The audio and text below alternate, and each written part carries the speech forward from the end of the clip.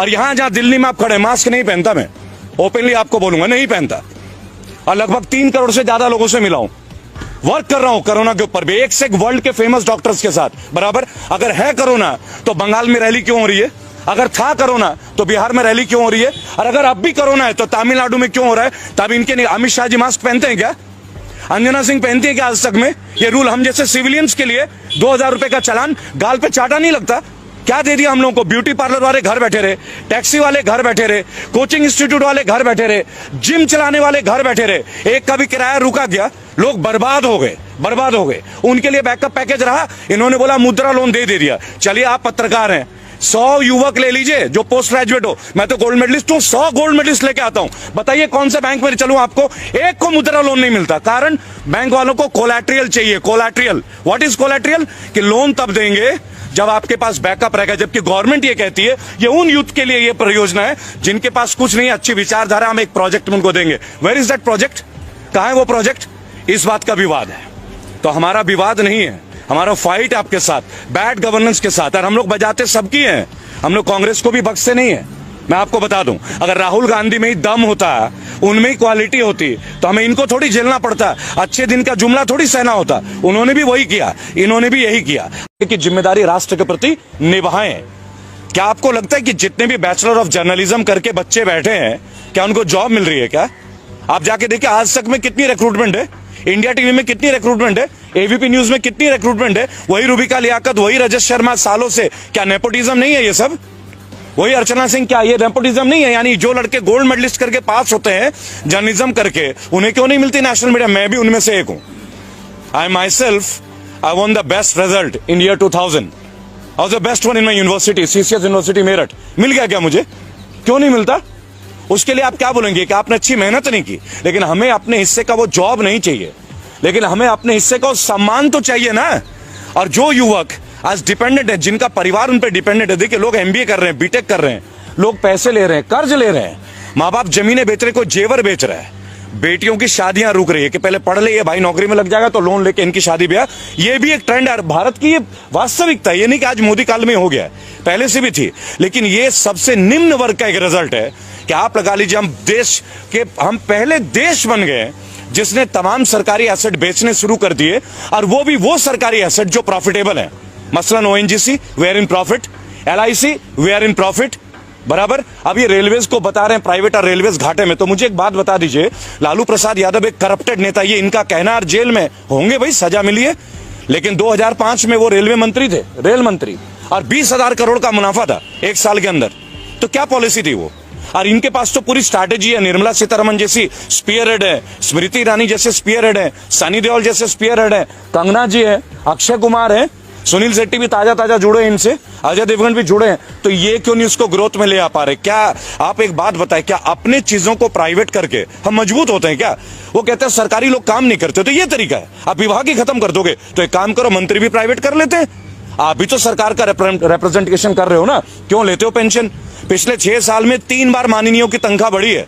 मैंने अभी यशपाल आर्या, जो कि उत्तराखंड के कद्दावर नेता हैं बीजेपी के, मैंने उनसे एक बात पूछा कि भाई साहब, आपके ड्यूटी में जो आईपीएस है ये बेईमान है क्या? ये पुलिस वाला हरामखोर है क्या जो इसको पेंशन नहीं मिलती? आपने ईमानदारी कैसे, कौन सा खड्डा खोदा है जो आपको 3-3 पेंशन मिल रहा है? जब आप पार्षद थे तब 1, एमएलए थे तब 2, एमपी बने 3 और मंत्री बने 4। यानी आईपीएस के लिए जो 10 साल रगड़ रहा है अपना, दिल्ली में आके कोचिंग ले रहा है, घर से पैसे भीख मांग के ला रहा है, वो ईमानदार नहीं है। और आप जो व्हाइट कुर्ता पजामा पहनते हो, आप ईमानदारी का ठंगा लेके, और आपके घर का हर आदमी बीएमडब्ल्यू और फॉर्च्यूनर के नीचे घूमता नहीं है। आप बता दीजिए, मोदी जी के काल में सैलरी बढ़ी नहीं है क्या? क्यों बढ़ी हुई सैलरी?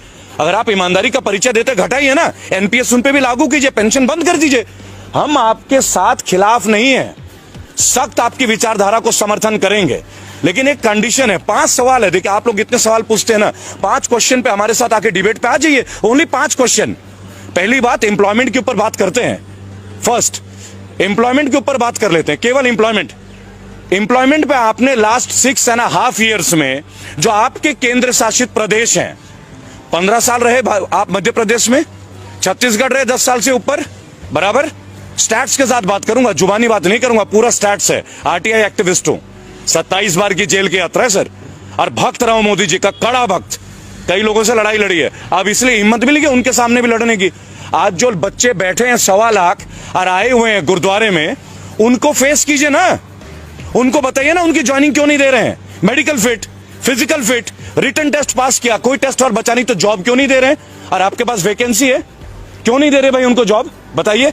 रेलवे के बच्चे बैठे हैं, लोको पायलट के 10,700, यूपी पुलिस के वर्दी का 2018 से इंतजार, 2015 के एसएससी के बच्चे, 2012 के बच्चे, कितने दिन आत्महत्या। आप लास्ट 3 महीने में 200 बच्चों ने आत्महत्या किया है। उनके माँ बाप को दुख नहीं होता क्या? लोअर मिडिल क्लास फैमिली, कई ओवर एज हो गए, दोबारा गवर्नमेंट जॉब दे नहीं सकते हैं, सेलेक्टिविटी है। They have been selected but they haven't got their jobs and they won't get their jobs in this government. ये लड़ाई उनके लिए है, ये लड़ाई आईटी। और अब जो आपने बोला ना सोशल मीडिया, क्या हो जाएगा सोशल मीडिया में? रोक दोगे तो क्या होगा? बोलना बंद कर देंगे। अरे जिस रोड पे खड़े होंगे ना, वहां हजारों लोग खड़े होंगे। जुबान भी बंद कर दोगे क्या? जुबान बंद कर दोगे? अनुराग ठाकुर नहीं बोलते हैं गोली मारो, मार दो गोली भाई, गद्दारी तो दिखा दो। अरे गद्दार को तो जीने का हक ही नहीं है। आपके लोगों में अनुराग ठाकुर कौन से गाड़ी में घूमते हैं जी? और परिवारवाद की चर्चा। राजनाथ सिंह का बेटा कौन है? मैं गौतम बुद्ध नगर में रहता हूं, राम राज्य में, जहां बोलना मना है, आपकी जानकारी के लिए मैं वहीं से बजाता हूं। कौन है पंकज सिंह? राजनाथ सिंह का बेटा। वहां के एमएलए कौन थी? विमला बाथम। कहां की थी? बेस्ट एमएलए थी। उनको हटा के राजनाथ सिंह के बेटे को टिकट दे दिया जाता है। परिवारवाद नहीं है? तब मुलायम सिंह याद आता है आपको, तब लालू याद आता है। Rules has to be made not biased for all, one for all for one. तरक्की कर रहा है, आप ये कह रहे हैं कि देश तरक्की कर रहा है, राइट? अगर देश तरक्की कर रहा है तो देशवासियों से तरक्की होती है ना। देश का तरक्की क्या होता है? भारत की तरक्की क्या है? भारतीयों की तरक्की होती है, भारत की तरक्की। देखिए मैं एक बात आपको बताना चाहूंगा कि ट्विटर का पर्पस क्या है? जेन्युइन इंफॉर्मेशन को लोगों तक पहुंचाना, अपनी फीलिंग्स को लोगों तक पहुंचाना। नेशनल मीडिया, जिसको अब हम लोग धीरे धीरे गोदी मीडिया के तौर पे जानने लगे हैं, कौन है ये नेशनल मीडिया? ये सारे सैटेलाइट चैनल। आप देखिए रजत शर्मा जनता की अदालत करते थे, क्या रजत शर्मा ने कभी ये नहीं सोचा कि एक बार बाबा रामदेव से पूछे? ये वही बाबा रामदेव है जिन्होंने कहा था कि 30 रुपए में पेट्रोल मिलना चाहिए? बिल्कुल। ये वही बाबा रामदेव है जिन्होंने बोला था काला धन वापस आना चाहिए? देखिए मोदी जी के हर चीज के खिलाफ नहीं है, कभी भी नहीं है, और व्यक्तिगत तौर पे तो उनके खिलाफ कभी भी नहीं। हम आज भी मोदी जी बोलते हैं, पूज्य नहीं बोलते, माननीय प्रधानमंत्री है। लेकिन अगर आपकी पॉलिसीज हमें तोड़ती हैं, अगर आपकी पॉलिसीज से लोगों का बेरोजगार का स्केल आउट डाउन हो रहा है, तो क्वेश्चंस तो उठेंगे, सवाल तो उठेंगे। और अगर आप में क्षमता है, आपके मंत्री में क्षमता है, तो आप उन सवालों का हमें जवाब दे दें। आप हमें जवाब दे दीजिए, हम संतुष्ट हो जाएंगे। आप हमारे सवालों का जवाब नहीं दे रहे, आप आरटीआई का जवाब नहीं दे रहे। जो आरटीआई, देखिए सबसे बड़ी बात क्या है, हमारे पास एक पावर था, राइट टू इंफॉर्मेशन। मैं खुद एक आरटीआई एक्टिविस्ट हूं। आज आरटीआई के जवाब मुड़ के नहीं आते, क्यों नहीं आते भाई? ये किस तरह का गवर्नेंस है जहां आरटीआई के जवाब हमें नहीं मिलते? आप कैसे जानेंगे कि एसएससी जीडी, ये जो 1.25 लाख लोग हैं, physically fit, medically fit, written test pass, और कोई एग्जाम नहीं है? 3 इयर्स पहले इनका टेस्ट हुआ 2018 में। इसी तरह लोको पायलट के बच्चे इंतजार कर रहे हैं।